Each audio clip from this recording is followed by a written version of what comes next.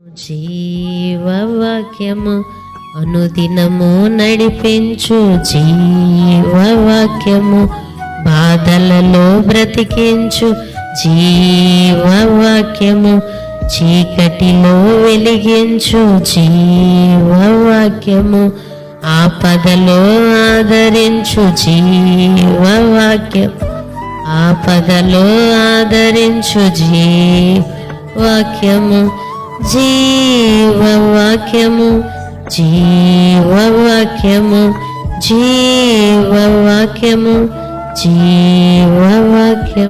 క్రీస్తునందు ప్రేమైన దేవుని బిడ్డలారా, అనుదిన జీవవాక్యమునకు మిమ్మల్ని ప్రేమతో ఆహ్వానిస్తున్నాము. ఈ దినము సెప్టెంబర్ 11వ తేదీ. లేఖన భాగము కొరింథీయులకు రాసిన 2వ పత్రిక 3వ అధ్యాయములో నుండి దేవుని యొక్క వాగ్దానము 5వ వచనము, సామర్థ్యము దేవుని వలన కలిగి ఉన్నది. అవునండి, ఈ భూమి మీద మనం ఏదైనా సంపాదించుకున్నాము అంటే అది గృహమే కానీ, ఉద్యోగమే కానీ, పొలమే కానీ, ఏదైనా సరే అది మనకి సామర్థ్యమును కలగజేసింది దేవుడే. సంపాదించుకున్నట్టుకు సామర్థ్యమును కలగచేవాడు దేవుడు. ఇలా కాకుండా మన హృదయంలో గర్వించినట్లయితే, దానియేలు గ్రంథములో నెబుకద్నెజరు అనే వ్యక్తి, నేను రాజుని, నేనే ఈ బబులోను దేశాన్ని కట్టాను, ఫ్లయింగ్ గార్డెన్స్ అంటే వేలాడే తోటలు, బిల్డింగ్ లోనే వేలాడే తోటలాగా మంచిగా కట్టుకొని ఆ యొక్క రాజభవనాన్ని, ఆ యొక్క బబులోను పట్టణాన్ని చూసి మురిసిపోయి, నేను నా శక్తి, నా సామర్థ్యం, నేను కట్టించుకున్నాను అన్నాడు. అటువంటి సమయంలో దేవుడు ఆకాశం నుండి అతనికి మతి చెల్లించేటట్లుగా ఒక 7 సంవత్సరాలు అతని యొక్క మనసు, మానవ మనసు పోయింది. పశువులాగా గడ్డిని మేశాడు. 7 సంవత్సరాల తర్వాత మానవ మనసు ఇచ్చాడు. అంటే అధికారములన్నీ దేవుడి వల్లే వచ్చాయి. నీకు ఏ అధికారం వచ్చినా సరే అది దేవుని యొద్ద నుండి నీకు వచ్చింది. అలాగా మనం ఎప్పుడు అనుకోవాలి, గుర్తుపెట్టుకోండి. సామర్థ్యమును కలగజేసే వ్యక్తి దేవుడే.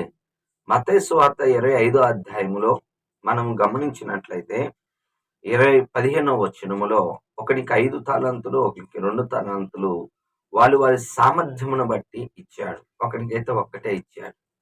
5 మరొక 5 సంపాదించాడు. 2 మరొక 2 సంపాదించినప్పుడు, బలా మన నమ్మకమైన మంచి దాసుడా, ఈ కొంచెంలో మీరు నమ్మకంగా ఉన్నారు కనుక ఇదిగో అనేకమైన పట్టణం మీద నియమించేదను.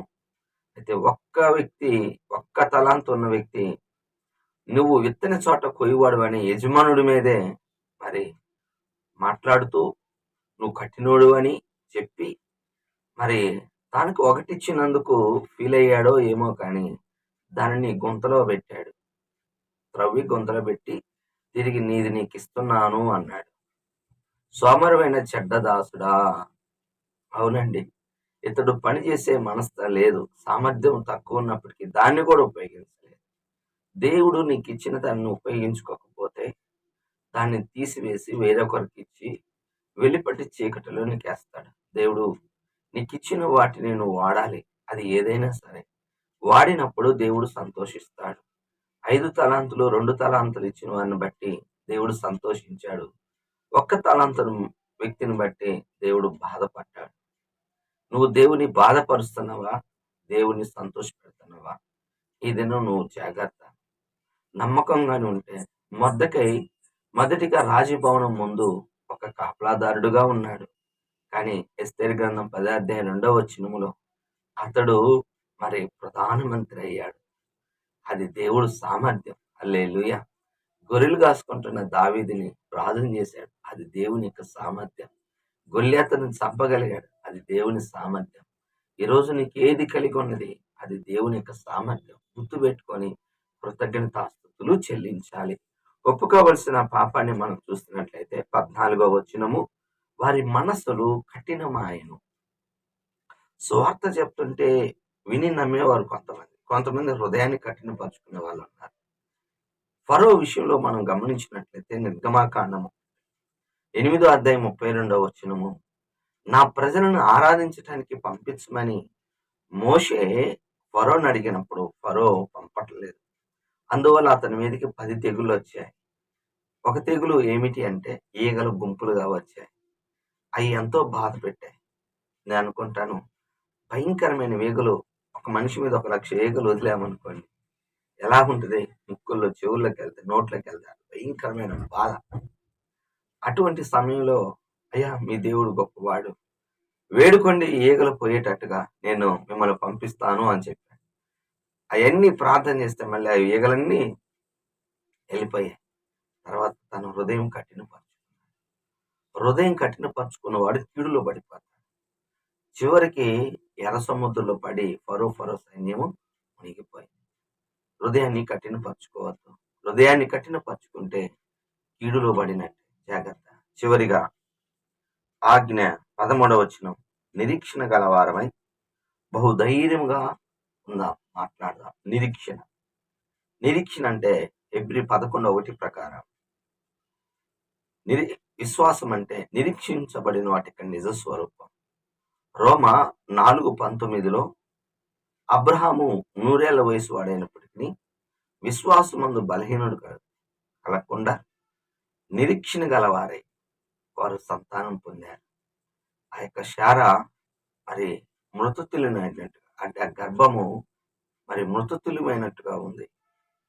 గర్భం వచ్చేదానికి అవకాశం లేదు. అయినప్పటికీ నిరీక్షణ కలిగి వాళ్ళు బ్రతికారు. విశ్వాసంలో బలహీనులు కాలేదు. అందుకే దేవుడు వారికి సహాయం చేశాడు. వారికి 100 సంవత్సరాల వయసులో అబ్రహాం గారికి సంతానమును ఇచ్చాడు. అవునండి, నిరీక్షించబడిన వాటికి నిజ స్వరూపమే విశ్వాసం. నువ్వు అడుగుతున్న వాటికి కొన్నిటికి ఎస్ అంటాడు, కొన్నిటికి నో అంటాడు. వెయిట్ చేయంటాడు. వేస్ట్ టైం కాదు, అది చాలా గొప్పది. దేవుడు గొప్ప నవ్వును కలిగించే ఇస్సాకునిచ్చాడు. నీ జీవితంలో ఎదురు చూడమంటే ఏదో ఒకరికి ఎదురు చూస్తే నూతన బలం పొందుకుంటాం. సిగ్గు నందడు ఆయన. మనం నిరీక్షణ కలిగి ఉన్నాం. మనం ఈ లోకమే కాదు, దైవ రాజ్యం ఉందని నిరీక్షణ కలిగి ఉన్నాం. లాజరు నిరీక్షణ ఉంది, నేను మరి నెమ్మది కలిగిన చోటకి వెళ్తాను. ధనవంతుడికి లేదు, అందుకే పాతాళంలో అల్లాడుతున్నాడు. జాగ్రత్త, నిరీక్షణ కలిగి ఉండు. దేవుని యొక్క సన్నిధికి మనం వెళ్తామని ప్రాణభయం లేకుండా ఎప్పుడు నిరీక్షణ కలిగి ఆ దేవుని నేను చూస్తాను. యోబు అంటాడు, నా చర్మం చీకిపోయినాను, సజీవుడిగా నేను ఆయన చూస్తాను అని. అలాగే చూసే భాగ్యం మనందరికీ దేవుడు అనుగ్రహించును గాక. ఆమేన్. ప్రార్థన చేసుకుందాం. ప్రేమ కలిగిన తండ్రి యేసయ్యా, నీకు వందనాలు, స్తుతులు. ఈ ఉదయకాలం నీ కృపలో, నీ దయలో తండ్రి ఆయన నీకు కృతజ్ఞతాస్తుతులు చెల్లిస్తాను. సామర్థ్యం కలుగజేసేవాడు నువ్వే. అయ్యా, మా హృదయాలు కఠినపరచుకోకుండా నిరీక్షణ కలిగి ఎదురు చూసే కృప మాకు దయచేయండి. అబ్రహాము పునాదులు కలిగిన పట్టణం కొరకు ఎదురు చూసినట్లుగా మేము కూడా దైవ రాజ్యం కొరకు ఎదురు చూసే కృప మాకు అనుగ్రహించి బలపరచండి. ఇంటున్న వారికి దీవెన ఆశీర్వాదం దయచేయండి. వాళ్ళ అవసరతలు మీ నామంలో తీర్చండి. వారి మీద మీ కృప కుమ్మరించండి. యేసు నామంలో ప్రార్థిస్తున్నాను. ఆమె తండ్రి యొక్క ప్రేమ, కుమారుని యొక్క కృప, పరిశుద్ధాత్మక అన్యోన్య సహవాసం సదాకాలం అందరి తోడుగా ఉండును కాక. ఆమె. హల్లెలూయా. దేవుడు మిమ్మల్ని